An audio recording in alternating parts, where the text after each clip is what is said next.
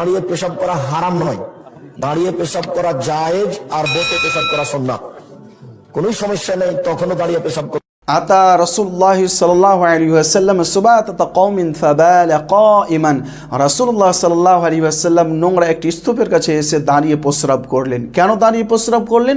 এর 5টি কারণ উল্লেখ করা রয়েছে। নাম্বার 1, হাঁটুতে ব্যথা ছিল। নাম্বার 2, মাজায় ব্যথা ছিল। নাম্বার 3, বসার কোনো পরিস্থিতি ছিল না, বসলে আরও নোংরা বেশি লাগার সম্ভাবনা ছিল।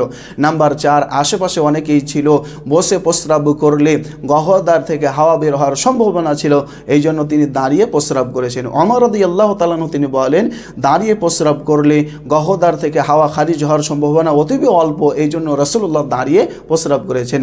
5 নম্বর কারণ হচ্ছে জাওয়াজান, রাসূলুল্লাহ উম্মতের জন্য জায়েজ করার জন্য দাঁড়িয়ে প্রস্রাব করেছেন।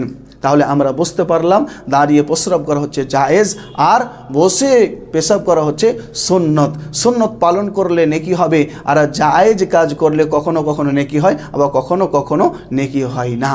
প্রিয় শ্রোতা মণ্ডলী, তাই তো সাহাবায়ে কেরাম, কিছু কিছু সাহাবায়ে কেরাম মাঝে মধ্যে দাঁড়িয়ে প্রস্রাব করতেন, যেমন ওমর বিন খাত্তাব, ইবনু ওমর, যায়েদ বিন সাবিত, সাহল বিন সাদ প্রমুখ সাহাবায়ে কেরাম রাদিয়াল্লাহু আনহুম মাঝে মধ্যে দাঁড়িয়ে প্রস্রাব করতেন। এ কথা কোথায় আপনি পাবেন? ফাতহুল বারিতে পাবেন, আল মিনহাজ সরহ সহিহ মুসলিম বিন হাজ্জাজ এই বইটিতে পাবেন, সহিহ বুখারীর 224-25 নম্বর হাদিসে পাবেন, সহিহ মুসলিম শরীফের 133 নম্বর পৃষ্ঠাতে উল্লেখ রয়েছে, সহিহ বুখারীর 55 নম্বর পৃষ্ঠাতে উল্লেখ রয়েছে, এবং মিশকাত শরীফের 43 নম্বর পৃষ্ঠায় উল্লেখ করা রয়েছে। প্রিয় শ্রোতা মণ্ডলী, আব্দুর রাজ্জাক বিন ইউসুফকে কটাক্ষ করে কথা বলার আগে 100 বার কথাটি ভাববেন যে আমি কি বললাম। আব্দুর রাজ্জাক বিন ইউসুফ সাহেব তিনি নিজের কথা বলেননি, তিনি কোরআন হাদিসের কথা বলেছেন।